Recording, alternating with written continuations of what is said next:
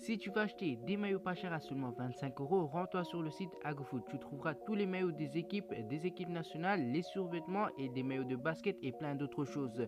Et actuellement, il y a une offre. Si tu achètes 49 euros de maillot, tu auras un maillot gratuit. Si tu dépasses les 99 euros, tu auras deux maillots gratuits plus la livraison offerte. Si tu dépasses les 159 euros, tu auras la livraison gratuite plus 3 maillots offerts. La qualité est très bonne, n'hésitez pas à les vérifier. Pour les maillots gratuits, il vous suffit de commenter dans l'écran du paiement. Utilisez le code AGN pour avoir moins 10%. Le lien du site serait dans la description.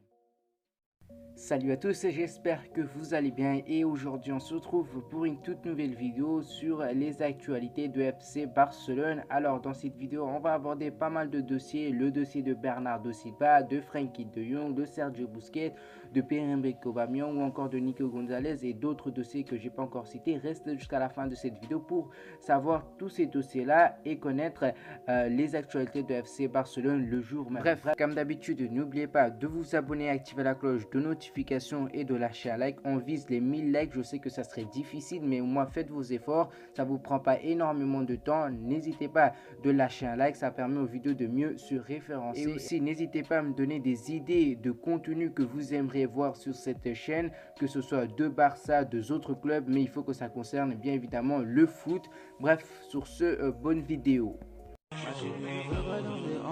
Tu sais qu'on arrive dans les gonzolos. Non, je pourrais pas quitter la zone. On arrive dans les cangalas dans la zone.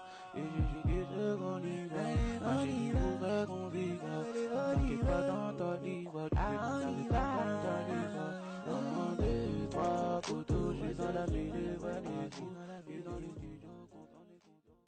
Alors, je commence tout d'abord avec Nico Gonzalez qui sera prêté à Valence. Le deal serait annoncé dans les prochaines heures. Gattuso le veut pour le premier match de championnat. Avant ça, Nico Gonzalez devrait prolonger son contrat avec Barcelone jusqu'en juin 2025. D'ailleurs, le coach de Valence, Gattuso, légende de l'Italie, a contacté Nico Gonzalez, a fait savoir qu'il va jouer pas mal de temps et qu'il aura énormément de temps de jeu avec Valence et ça va lui permettre de mieux se développer et revenir plus fort à Barcelone pour avoir du temps de jeu et pourquoi pas avoir sa place de titulaire dans cette équipe de Barcelone dans le futur. En tout cas, il va être prêté pour cette saison-là. Il n'y a pas d'option d'achat et voilà, je trouve que c'est une bonne idée pour Nico Gonzalez de partir pour retrouver du temps de jeu. Il n'a pas fait des erreurs comme avait fait Riqui Puig, c'est-à-dire de rester sur le banc et attendre d'avoir sa chance.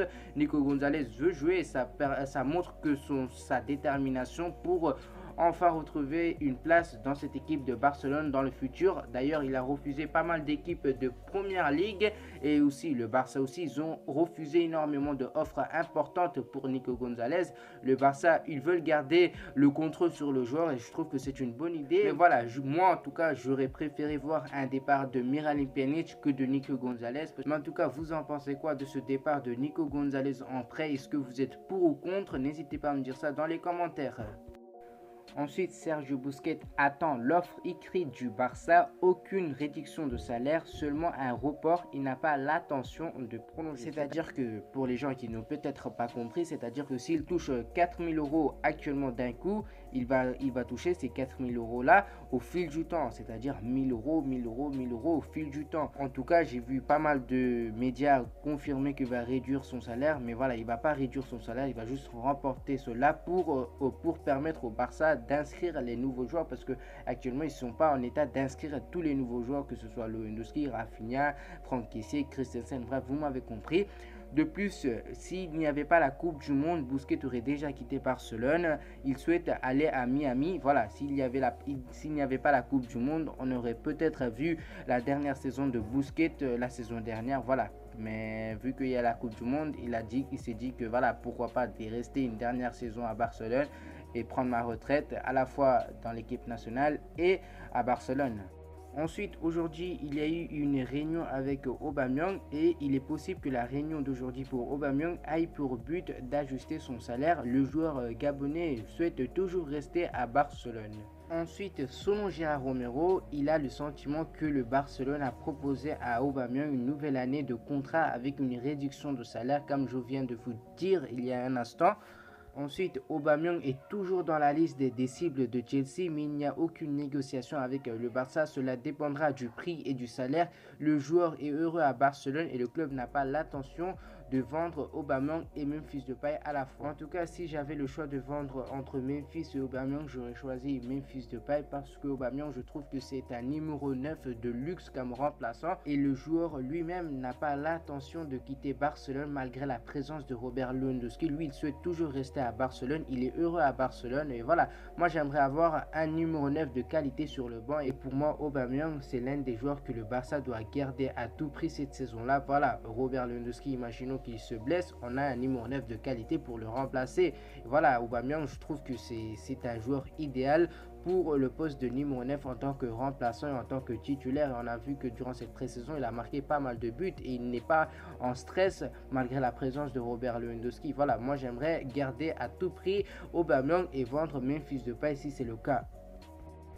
Ensuite, Frenkie de Jong qui aurait refusé de baisser son salaire, il considère que l'argent différé lui appartient. Ses agents ne veulent pas négocier. Frenkie de Jong et son agent sont mécontents de Jordi Cruyff avec qui ils avaient une relation spéciale. Alors, il faut savoir qu'avant la démission de José Mario Bartomeu, il avait prolongé pas mal de joueurs, que ce soit Lenglet, Ter Stegen, Piqué ou encore Frenkie de Jong. Et dans leur contrat, il y avait le fait que leur salaire soit doublé dès la saison prochaine. C'est-à-dire que si Frenkie de Jong touchait 10 millions d'euros la saison dernière, il allait toucher 20 millions d'euros dès la saison prochaine et actuellement c'est le cas. Frenkie de Jong touche plus de 18 millions d'euros voire 20 millions d'euros par saison et c'est énorme et le Barça ils estiment que c'est énorme et ils veulent faire baisser le salaire de Frenkie de Jong et Frenkie de Jong lui il estime que c'est pas sa faute qu'il a un salaire comme ça, c'est la faute de l'ancienne direction. De plus, Xavi et Joan Laporta ont rencontré Frenkie de Jong pour essayer d'apaiser la tension. Les deux fois ils ont proposé une réduction de salaire aux joueurs. Frenkie n'a pas donné d'accord et Frenkie de Jong, lui, il sait que son départ du FC Barcelone est imminent et qu'il est très proche de Chelsea. Mais voilà, il faut qu'il accepte de baisser son salaire pour rester à Barcelone. Lui, il a envie de rester à Barcelone, mais il ne veut pas refuser son salaire. Mais voilà, ça c'est incompréhensible. S'il veut rester à Barcelone, tout simplement, il faut qu'il baisse son salaire. Ensuite, Joan Laporta qui est fan de Frenkie de Jong, il estime que rester à Barcelone pour Frenkie de Jong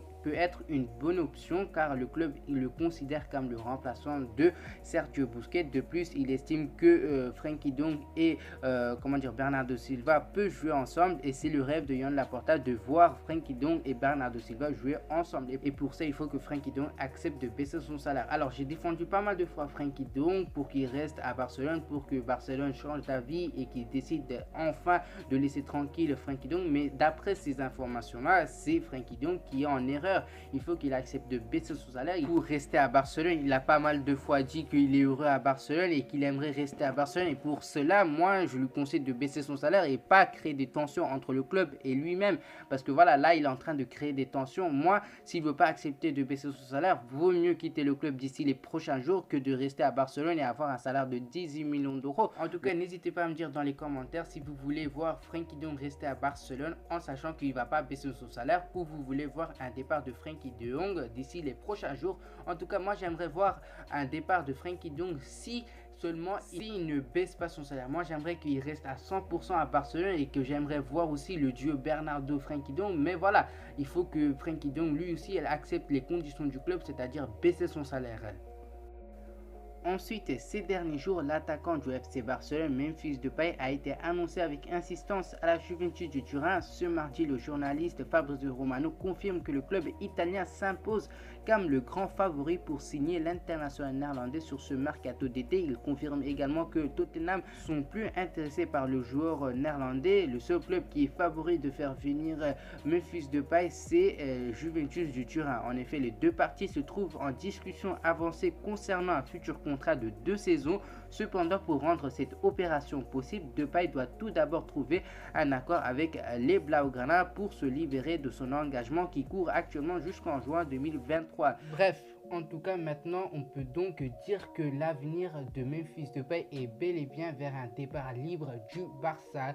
Et dans les prochains jours, on va voir potentiellement un départ vers Italie, direction Juventus. Ensuite, pour conclure cette vidéo en beauté, on parle d'un accord entre le FC Barcelone et Manchester City pour le transfert de Bernardo Silva contre 50 voire 60 millions d'euros seulement. En tout cas, si le montant est vrai, ça serait juste fantastique. De plus, selon Gérard Romero, la famille de Bernardo Silva a déjà prévu de venir à Barcelone pour chercher une maison. Et peut-être maintenant vous allez dire que comment Gérard Romero a su que la famille de Bernardo Silva allait venir à Barcelone. Alors c'est parce que l'agence par qui Jules Koundé est passé pour trouver une maison à Barcelone a contacté potentiellement Gérard Romero pour prévenir que voilà, il y a la famille de Bernardo Silva qui ont contacté pour chercher une maison à Barcelone. En tout cas, Gérard Romero, c'est quelqu'un de fiable. Il ne sort pas des informations de nulle part. C'est l'un des premiers à avoir dire que voilà, Lewandowski allait rejoindre ou encore Rafinha allait rejoindre Barcelone. Voilà,